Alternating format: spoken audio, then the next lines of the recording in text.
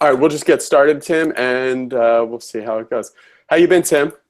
Excellent. Excellent. It actually feels like a California day here in Mississippi. It's 75 degrees, not a cloud in the sky, and no humidity. So it's awesome right now.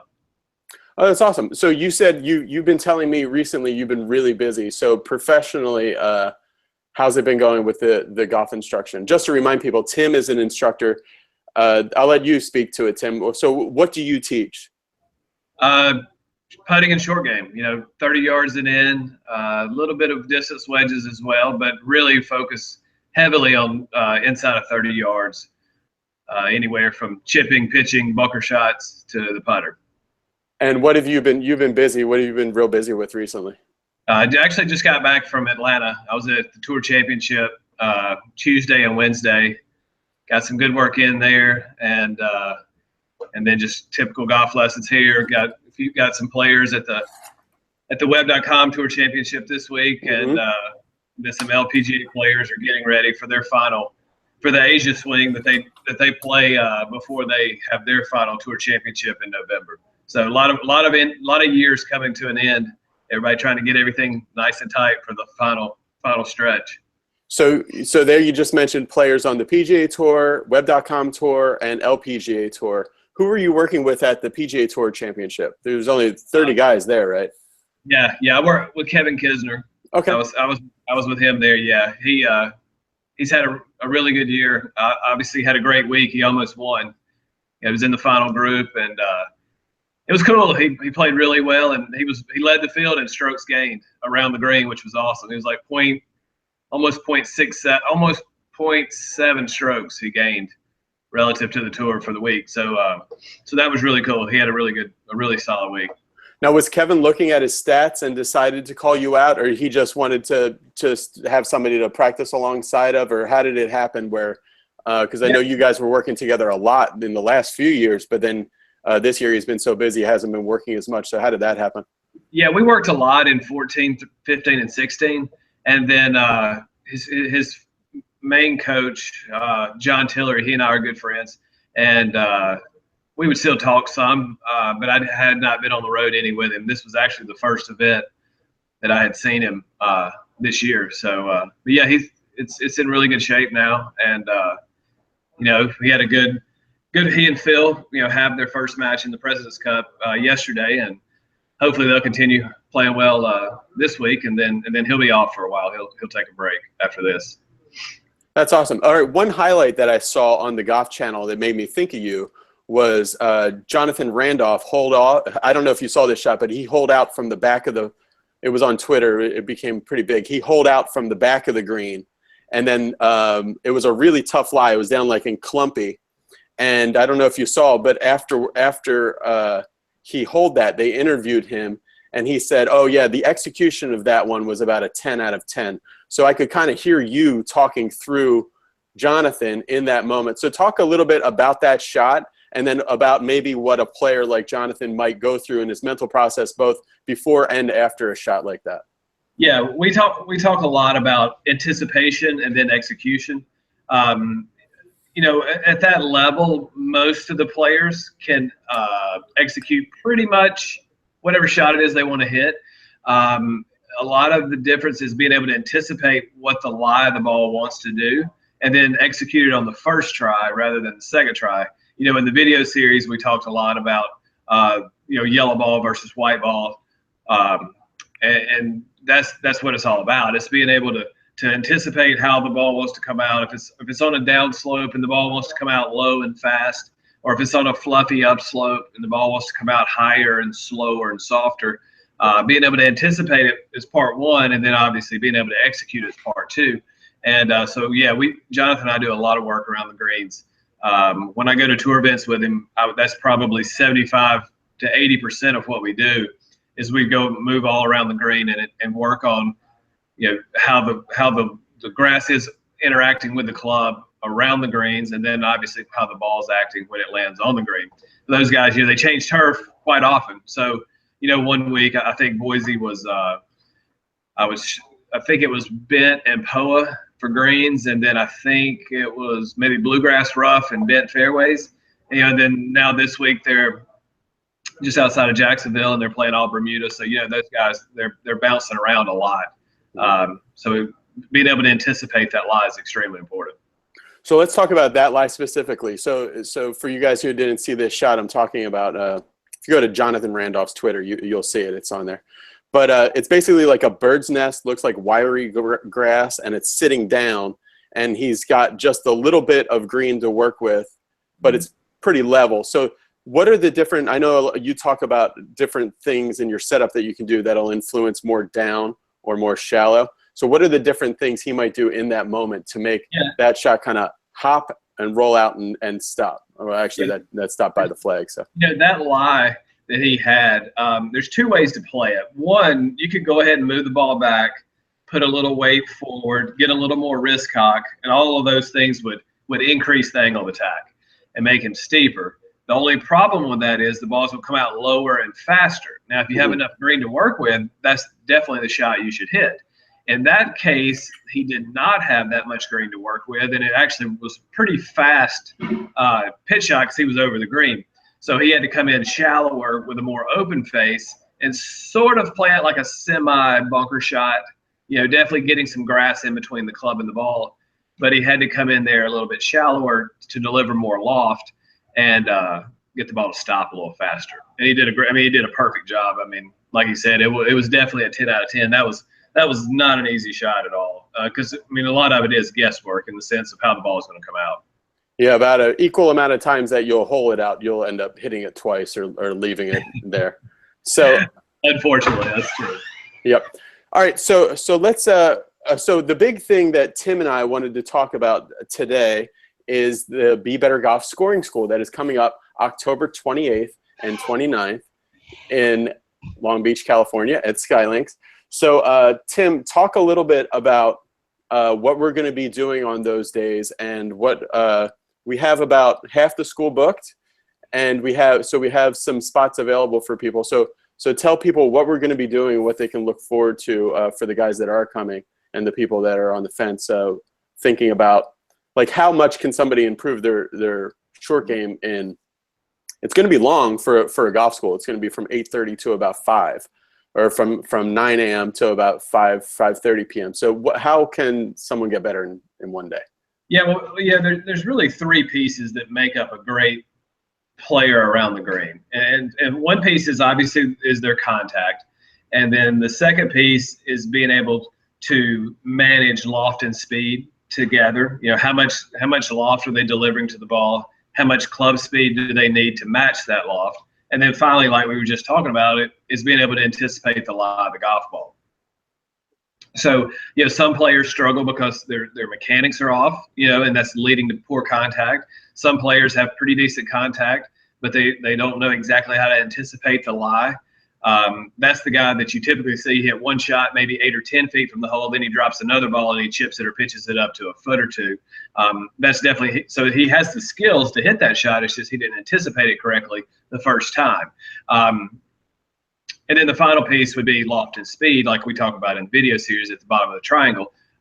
Obviously, the less loft we deliver to the ball, the less club head speed we need, and the more loft we deliver, the more speed we need. So those are the three pieces. Each player is going to be a little bit different, but everybody will leave with an understanding of how to get better in each of those areas. And so, I think the sky's the limit as far as how much can they get better. They can get a lot better. Just being able to hit some better shots, anticipate the shot better, and then just kind of a little bit of that touch. We hear people say, oh, he or she, they have such great touch or feel. Well, that's being able to manage loft and speed. That's where feel comes from.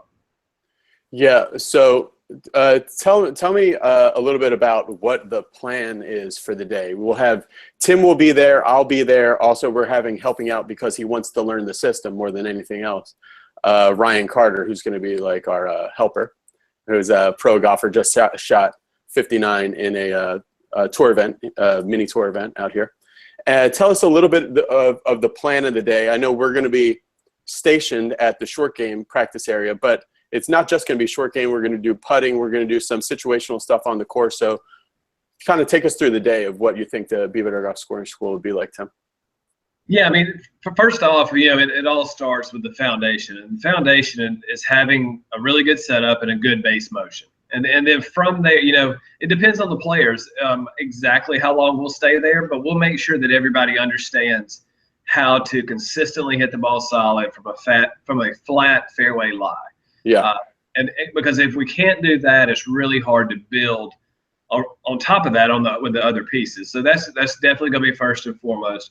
And then from there, then we'll start moving into lower shots, higher shots, how to adapt to different lies, different slopes, balls sitting up in the rough or down in the rough, things like that. As far as putting is concerned, I'll make sure that everybody, I believe putting starts with great posture and great stability. We'll start there.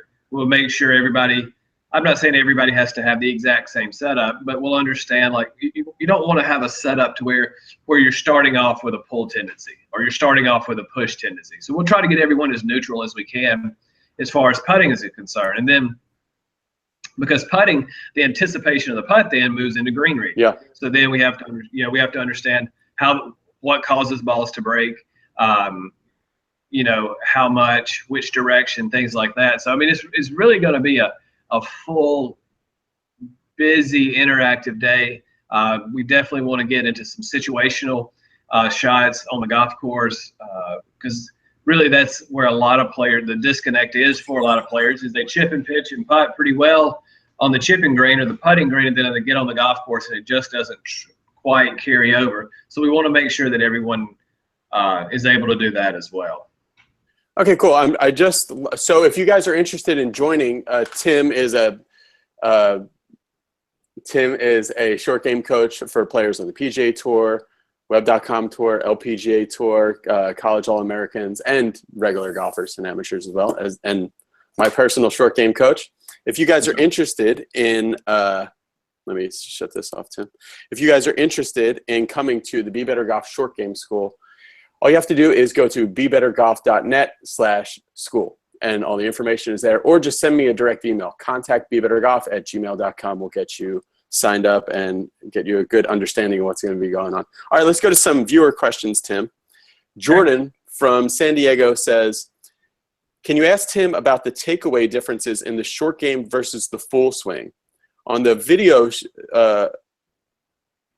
series, shots look more low. When he sees video, shots look more low and around versus more vertical in the full swing. So what are some of the differences in the takeaway for the, if any, in the takeaway for the two different styles, lengths of swings?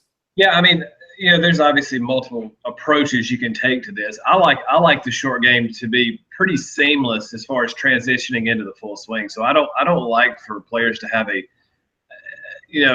short game takeaway versus a full swing takeaway. Now, there's certain shots around the green that may require more wrist cock, or you may need to swing a little bit more outside in to swing steeper, or you might even swing a little more from the inside to shallow it out. But for let's just say a base motion 20-yard shot versus a base motion 120-yard shot, other than the length of the swing, there's not going to be that much difference. They're going to be very similar. I'm always a fan of players keeping, if it's a right-handed player, keeping their right hand, facing the ground or the target line in the takeaway. I don't like to see a lot of twisting of the shaft in the backswing. Not to say that some specialty shots, you can definitely do that.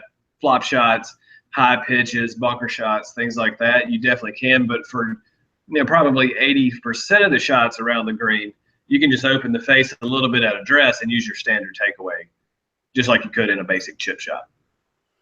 All right. Yesterday on your student, Kevin Kisner, was paired with Phil Mickelson, the famous lefty. And Phil made a lot of great putts. And he also, his ball striking was awesome. That shot that he hit in for eagle on, I think, the third hole or something like that, it was just really impressive. But he did miss putt for half a point on the last hole. Did you get to see that putt, what I'm talking about? On 18, the par 3, I missed the putt. I saw where it was like 7.5 feet, and I saw it on Shot Tracker, but I didn't actually see the video. So the two things I want to ask you about that putt, we'll just go one at a time. first of all, what do you think in putting? What do you think about a forward press as far as a press, back, and then go? I think it helps a lot of people with their rhythm. It's very difficult to start from a dead stop. So you'll see players from time to time either bump it forward and then take it away. You'll see players kind of bounce the putter slightly and then move the putter away, because it is very difficult to start your swing from a dead stop. That being said, excessive forward shaft lean is a push tendency. It doesn't mean it doesn't guarantee you're gonna push it, but it sort of opens the door for a chance to push it. And then obviously it de-lofts the putter, so, which is fine. I mean, there's some guys like Phil and Cooch that have, 6-7 degrees of loft on their putters because they have so much forward lean. And so from that sense, it's fine. You wouldn't want a 2-degree putter with a lot of shaft lean. But the biggest thing is if the more the hands are in front of the golf ball, the more it's going to be a push tendency. But there's a lot of great players and putters that have done it. So in some sense, it's personal preference. I like for the hands to stay a little more centered in the body, like Kevin's, just because it keeps the shoulders. They're going to be tilted because the right hand or the trail hand is further down the grip, but the shoulders are going to be a little bit more level, and the chest is going to be a little more square when your hands are under the center of your chest rather than underneath your lead. Let's just say your front ear, your lead ear. So you just talked about the chest being centered, and it might come up in your answer to this question. So Phil missed that. So do you think that for short putts, really short ones, do you think that line is more important than speed? Yes. So what are some of your keys in when you're talking about 9 feet and in, 10 feet and in? I think Phil's putt was like 7.5 feet. What are some of your keys for really hitting your line the first time when you're putting? Well, I mean, it's all about face awareness. And so I always tell players, the shorter the putt, the more the face is, the more important the face is. And as you get further and further away, the more it's about green reading and distance control or speed. So yeah, I mean, the short putts, it's all about hitting it out of the sweet spot and then making sure the face is square to your intended start line. That the path is almost irrelevant as far as dictating where the golf ball is going to start. Mm-hmm. I'm a big fan of the putting arc. It's a simple, easy, accurate way to practice and really build a consistent stroke. There's no doubt about it. There are some players that have more curve in their stroke than the putting arc, and then there's some players that have a little bit less. But we're talking kind of splitting hairs. Most players that, believe it or not, that kind of come in for a lesson and they're like, "Now look, I know you like the putting arc, but I putt straight back, straight through," and then I'll put them on Sam Putt Lab or something like that and show them their stroke, and they actually arc it more than the putting arc. So it just, when you have short putts, it feels straight because it's barely arcing. I mean, it is a very slight arc because the plane is so vertical. It's a pretty upright plane. Tim, I know that you just said that the face is what's really important when you're impacting those short putts, where the face is pointed. But in our last short game school, you were telling some of the students that the face isn't really the thing you want to concentrate on when you're getting lined up. Is that right? Yeah, in that case, we were talking about really focusing on coming into the ball, squaring the body, and then the face. Some players, and I wish it was 100% across the board, but some players, they kind of aim better when they square their body and then the putter face. And then you have some that square the face first and then the body second. And you just kind of have to work with that player individually and figure out which works better for them. A good example is I had a good junior player. She's young, but she's really a good player. She was coming in very tilted and closed in her setup. Okay. And then she had the ball off of her back foot. Well, you would think that would lend to a lot of pushes, but she was actually hitting pulls. And the reason she was hitting pulls is because the putter face, instead of matching her spine, was probably literally 5 or 10 degrees closed to the tilt of her spine. but she had to do that because everything else in her putting setup was trying to make her push it. So we worked on, getting her putter face more vertical, square or parallel to her spine, however you want to say it, and then just getting a more neutral setup where she had her shoulders, hips, knees, and ankles all stacked up on top of one another. So any good players can make putts in numerous ways, but they have to kind of have pluses and minuses, or pushes and pull tendencies, things like that. And then really what you have to ask yourself is not, can I make this putt, but how often can I make this putt? And the fewer compensations we have, the more consistent they can be.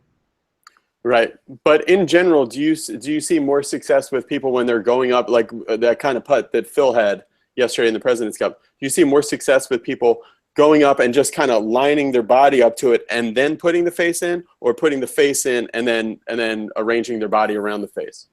It depends on how they've trained and practiced, but if their putter face is relatively square to their body, I think people aim their bodies really well. Okay. Now, when you have a player like the example I was talking about earlier, where the face is pretty far off of the spine tilt, then that player probably needs to kind of come in more face first. Because if that player, that specific example, came in and squared the body, she would pull it every time, because her face is close to her body. So it just kind of depends on their orientation to really give a true definitive answer on that question. All right, guys. So but I mean, to say one last thing, ultimately the ball is going to go wherever the putter face is pointed. Right. So the most important thing is that when they come into impact and strike that golf ball, the putter face is looking where they want it to start. All right, guys, we're taking your questions about the short game with PGA Tour coach and Web.com Tour coach, LPGA Tour coach of the short game, Tim Yelverton. He's in Mississippi right now at Old Waverly Golf Club, where he's teaching today, taking a little break from teaching to talk to us. So any questions you guys have, put in the description. We're also talking about the Be Better Golf scoring schools. You can go to BeBetterGolf.net/school and check out our school that's coming up in Long Beach on October 28th or 29th. We're doing both days. Sign up for that. All right, so Tim, somebody has a question. Modern Nerd has a question about, okay, so he's asking, Tim, what about wide to wide and not using so much wrist action?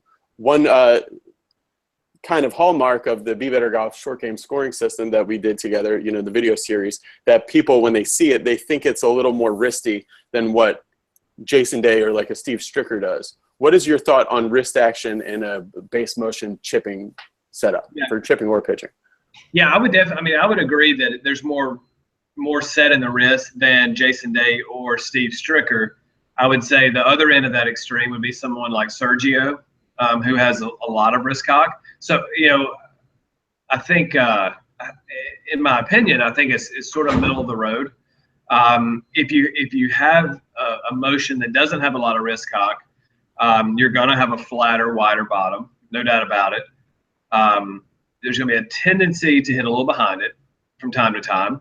And then the lies that would really be difficult would be like your downslopes, balls sitting in a divot, balls being buried in the rough. Anything firm would be kind of tough. So anything that would need more angle of attack ultimately are the shots that would struggle on. Vice versa, if you take someone who has a lot of wrist cock, that player would struggle into the grain. They would struggle when the ground's soft, upslopes, things like that. So I try to keep players as neutral as possible so they can adapt to having a downslope on number 3 and then being on number 7 and hitting off of a fluffy lie into the grain. Yeah, one of the things I wanted to talk to you about next, Tim, was that if you guys sign up for the short game scoring school, Tim will check out your swing, give you an analysis. And something that I keep seeing coming up in the players who've already signed up for the school is there seems to be a connection between fanning the face and the backswing, or opening the face in the backswing, and then having too much body action in the through swing. Tell me if I'm right about that, and tell me about what that connection is. Yeah, no, I would agree. Probably, honestly, the biggest I hate to say the word fault, but one of the big problems I see with putting and short game is players, they twist the club shaft on the takeaway too much. Mm-hmm. So they twist it, and then the club face opens excessively. So then they have to figure out some way to deliver the club face square, whether it be the wedge or the putter. The way they usually fix it in putting is they either move the ball forward in their stance to give the face more time to close, or they get their chest open to the target line. In the short game, the way they usually fix it is by the knee action that we talk a lot about in our videos, about how the lead knee, that's right, jumps away from the target line. The trail knee moves towards the ball, towards the target line, and we have that knee pumping action that we talk about a lot, rather than a little bit of a weight shift, staying squared a little bit longer, which one, helps you stay shallow, and two, helps you move the bottom of the swing slightly forward so that you don't hit behind it. Okay, so that's connected when so the traditional struggling chipper you see a lot of times they're fanning and then knee pumping. That's right. Yeah, and they kind of have to, right? Because one's built on the other. If you fan the face open on the way back, and then shift weight and stay square, you're going to hit it out of the heel. And we all know that we don't enjoy that shot. Okay, so, Tiger's Mundo is asking, he's asking just a real general question, but he's saying how much bounce. So give me your general thoughts on a course like, if your course is Old Waverly, for example, tell me about the type of grass they have there and the kind of bounce you would want to see a player have on their clubs. Yeah. What's really cool is we have two clubs here that are literally a quarter of a mile apart, just across the road. Old Waverly is softer. It has a little more grain around the greens. So I would suggest, more like 10 to 14 degrees of bounce for a 56 would be, because you want to kind of avoid digging. Now, if you go across the street and play at Mossy Oak, it's a link style golf course, and it's much firmer, much faster. The lies are very tight. The grass is very tight. So there, I would suggest more along the lines of 8 to 10 degrees of bounce, because it's amazing how close the two golf courses are located geographically. Yeah, they play very, very different. I know a lot of players. I work with some players that have two wedges, especially their lob wedge. They have two wedges. They have one that's along the lines of 8 degrees of bounce, and then they'll have a higher bounce, one that'd be somewhere around 12 or 14. And it literally just depends on the surface they're playing on that week. Okay, so for one of your players, like one of your short game students, Kevin Kisner, who's playing on TV right now, how does he choose which wedge he puts in the bag? Like, for example, when you were at Eastlake last week, how did you choose like what wedges to put in and what kind of bounces he had? Yeah, we actually did some work with some guys there out of the Callaway truck. They were designing some wedges for kids there, and we tried a few different ones. We ended up going with one that had about 11 degrees of bounce, and but then it had some relief on the heel, so he could still open the club face up around the greens, and the lead edge would not really raise that high, because the thing about Eastlake is the fairways are zoysia, so they're very easy to chip off of. But then once you get inside of about 30 yards, that goes to a really tight Bermuda. When I say tight, it's really, really tight. It's probably cut at a quarter of an inch max, maybe even a little less than that. So, it's a very tight lie. So if you're 35 yards from the green, it's as good as it gets. And then if you're 25 yards from the green, it's a pretty tight, difficult shot. It looks easy on TV, but those lies are really, really tight. Now, the good news is when you hit it really well off that lie, you can really spin it. The bad news is if you mess it up it really lets you really see it. So anyway, long story short is we took a little bit of bounce off of his wedge, and then gave him a little more relief in the heel, and it was really, he had a really good week. One question that makes me think of is, if you remember like 2 years ago or so, when Tiger Woods had a long layoff. I think he played he played at the Phoenix Open, and then he was hurt, and then he was off for a long time, and then he came back at his tournament when they did it in Orlando, and he had really bad chipping week at whatever it's called, the Tiger World Challenge. I think they played at Isleworth, right? Right, they played at Isleworth, and everybody was saying it sounded like the grass was similar to like it is at East. Like everybody's saying it's very, the pros make it look easy, but Tiger was looking very bad that week with lots of chunks and skull shots. Just take us back to what do you think Tiger was doing that week, and what would be a good strategy for somebody if they play on courses like that, like tight and grabby? Yeah, Tiger Woods, the shots he's hit over his career are obviously amazing. You could have an hour-long highlight reel of just his short game. He really was one of the best, no doubt about it, when he was playing all the time. I really don't know specifically what he was thinking about, but I know that a lot of players, when they have that tight lie, they want to move the ball back. They want to get their hands more forward because it feels safer. It feels like, okay, I'm going to hit ball first if I do those two things. Now, I agree that does give you a better chance to hit the golf ball first, but if you hit any behind it with the ball back and your hands forward, when you're on a tight, grainy lie like that, you're going to chunk it because you have zero bounce. Let's just say he had a 10 or 12 degree bounce lob wedge. It's not hard at all to have the shaft leaning forward 12 degrees. It sounds like a lot, but it's not at all. So, I mean, if he came into impact with 14 or 15 degrees of shaft lean, now he has negative bounce.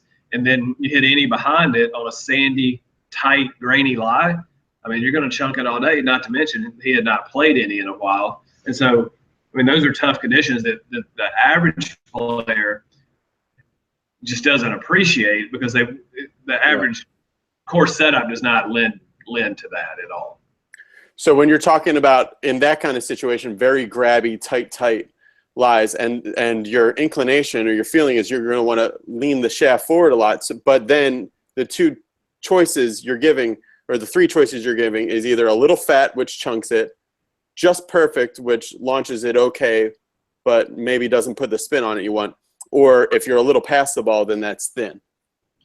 Yeah, that's usually the case. Yeah. So that's what we don't want to do. What should we do in that situation? Well, through practice, I can't say immediately jump out into competition and do that because that's probably what was hurting Tiger the most, was just being rusty from not being in competition. But you've got to trust that if you hit behind it, it's better to have the shaft vertical than the shaft leaning forward because the bounce will do its job. I always want people to have as much of a brushing motion as possible. I want them to swing as shallow as they can for whatever lie it is. Now, some lies just force you to swing steeper, but you want to swing as shallow as the lie will allow, and you want to come into impact with the shaft more vertical if possible to increase your margin for error because it definitely makes it easier for you. All right, one question I wanted to ask you. Phil and Kevin actually are on a par 3 right now. And I was thinking, so Kevin's partner, Phil Mickelson, famously talks about hinge and hold as the kind of pattern that he likes through the ball.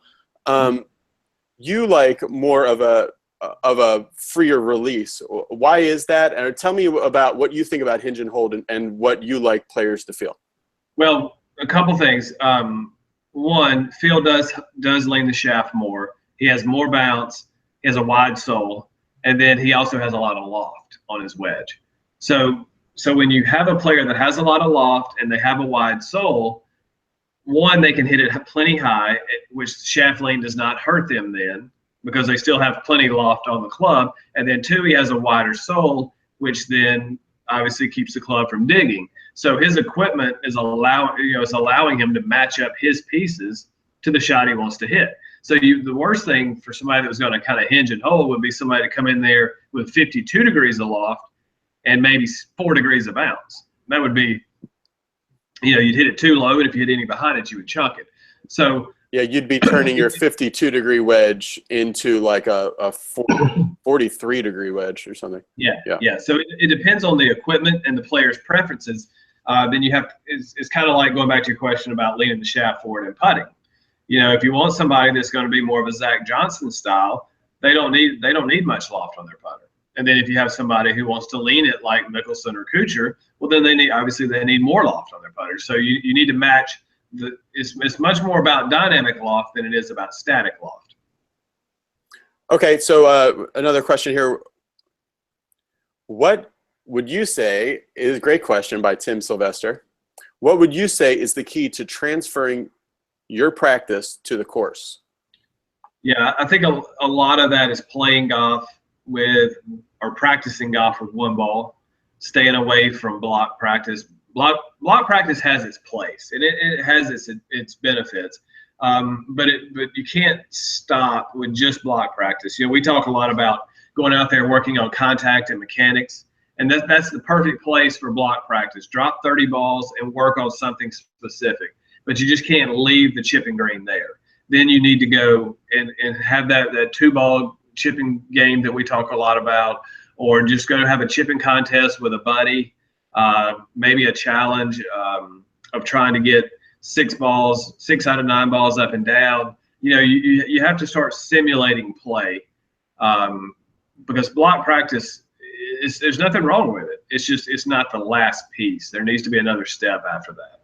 So practice with one ball will help sort of get the same results at the chipping green and on the golf course. They'll be much more similar. All right. Well, another question we have from Radon. He said, hey, what's your opinion on Matt Kuchar's arm lock putting, and why when the belly putter was banned, a lot of pundits had guessed that many pros were going to switch to this. Mm-hmm. And we didn't really see a lot of that. We saw a lot of guys experimenting with it, but not many guys sticking with it. Radon's asking, why don't we see more pros doing that? I putt similar to that. I just put my fingers on my wrist. I don't go as long as Matt does. But what do you think about his putting style, and why don't we see more of that? It works well for him. There's no doubt about it. He's in New Jersey, so he's obviously doing well with it. I think everybody at the time, whatever they're using, they feel like that gives them the best chance to make the putt, and then it gives them the best. Ultimately, whatever grip we choose or whatever putter we choose, ultimately we should feel like we have the best touch with it, and then we should feel like we can start it on our intended line the best. If you're going to have that much forward lean, like I said, you really need a lot of loft. And then you have to, so you can take care of that. And then you have to say, how well can I start this ball straight wherever I'm looking? And those are the factors you have to kind of take in.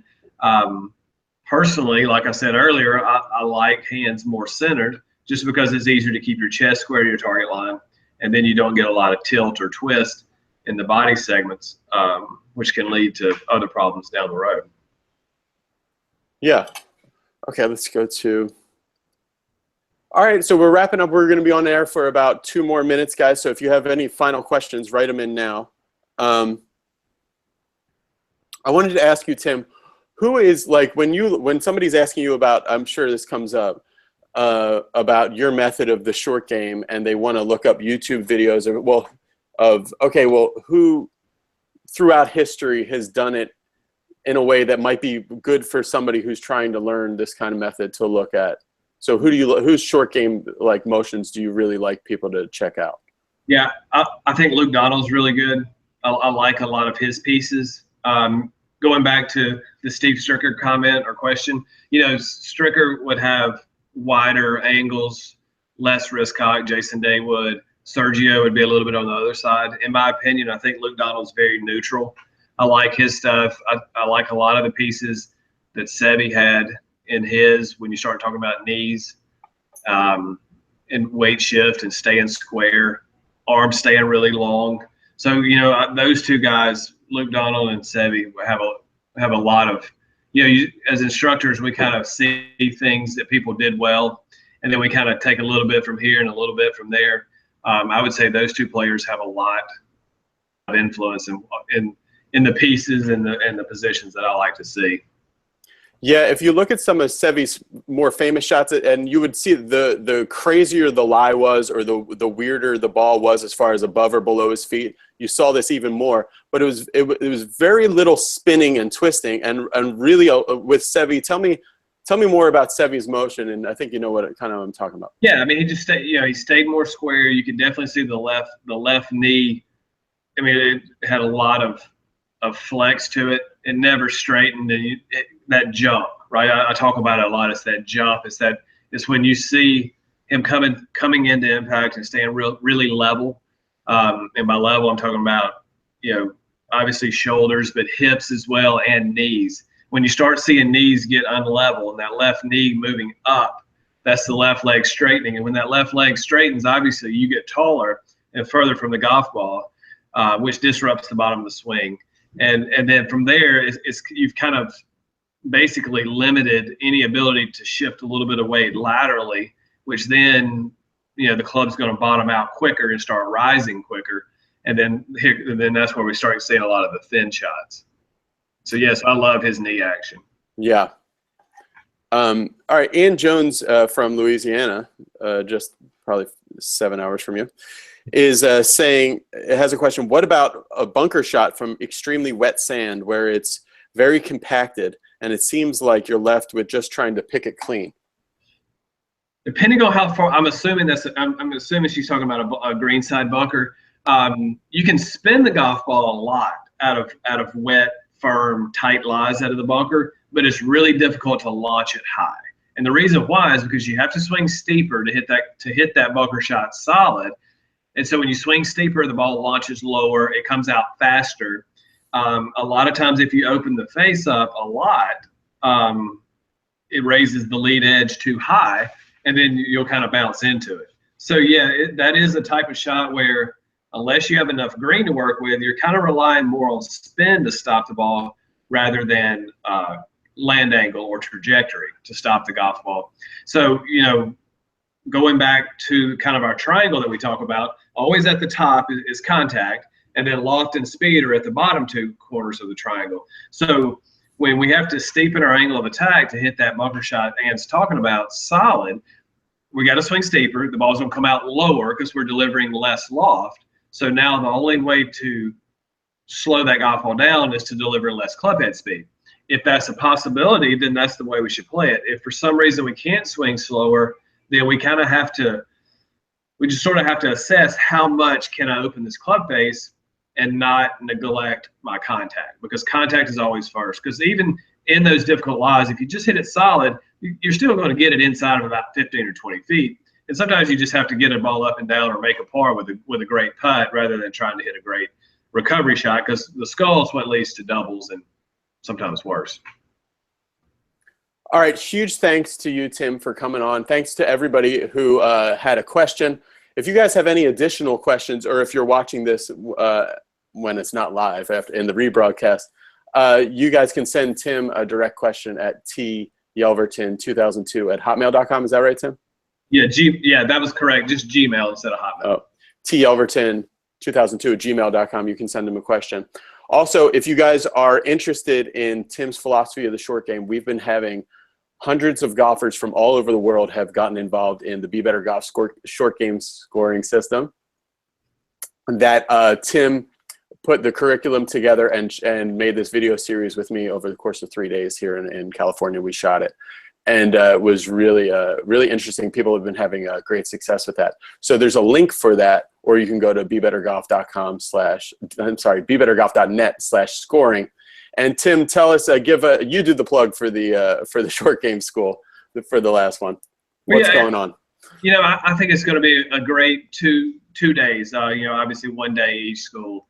It's going to be busy. It's going to be fun. We're going to work on every shot you could imagine around the green. We're going to start with a base motion. We're going to build some really good foundations with the players. And then we're going to equip them and enable them to be able to get golf balls up and down from down slopes, up slopes, bunker shots, you name it, into the green, down green. We're gonna give them the ability to get the golf ball in the hole in 2 shots from pretty much anywhere they could imagine. and it's going to be fun. I'm really looking forward to it, and I guess we've got about basically 4 weeks from today. Pretty close. Yeah, it's on October 28th, 2017. So yeah, exactly 4 weeks from today. Yeah, so I'm really looking forward to coming out there again, and I'll see you guys soon. All right, final question, just because it came in late, and I want to know what your thoughts on this would be. Somebody's asking about nutrition on the golf course. So give me kind of a thoughts on nutrition before an important round, and then also during, like while you're playing. And I'm not the expert here by any means, but avoid sugar by any means. We don't want to see spikes. We don't want to see crashes. So protein, complex carbs, a lot of hydration, lots of water. If you're somewhere like we are in the South, where in the summertime it gets really hot, you're going to need to supplement your water with some electrolytes. But steady, that would be the one thing I would say is like don't skip breakfast and then go play, and then also don't eat 2,000 calories of donuts and orange juice and sugars before you tee off either. Get something just somewhat light to get started. Maybe some granola, maybe a little bit of protein in some form of eggs or meat, and then just steady throughout the round. Complex carbs and a little bit of protein, and just try to avoid the sugars. Just tons of sports drink, obviously, soft drinks, things like that, because you don't want to see the spikes in your blood sugar going up and then crash 4 holes later. When you say, just to, it's because people will get confused in translation, but when you say protein and complex carbs, what would be something that you might put in both your kids play golf? What is something that you might put in their golf bag before they go out and play a round, or you might see like Kevin put in his golf bag to snack on or eat during the round? Yeah, I mean, you'll see a lot of players with like peanut butter sandwiches, banana, apple, nuts, berries, beef jerky, things like that. Things you'd want to stay away from would be candy bars, obviously soft drinks, Gatorade, Powerade, Squencher, things like that. They're fine. You just in moderation, just a little bit. You wouldn't want to pound 20 ounces of a soft drink or a Mountain Dew and then go tee off. Unless you had maybe for the long drive tour. Yeah, maybe if you're a long drive, you only had to hit 6 shots. But yeah. If you had to play 18 holes, it'd be kind of hard. All right, thanks for joining us, Tim. We'll see everybody at the Be Better Golf Short Game Scoring School in Long Beach. My friend Justin made this. We're getting some Be Better Golf stuff, swag, I guess, put together for the school and for people that want it. So there'll be more information about that. But thanks, Tim. Any final thoughts? No, thanks, Brendan. Thanks for all the viewers and all the listeners, and look forward to seeing you guys in California in about a month. It's gonna be a good 2 days. I'm really looking forward to it. All right, everybody. See ya. Bye.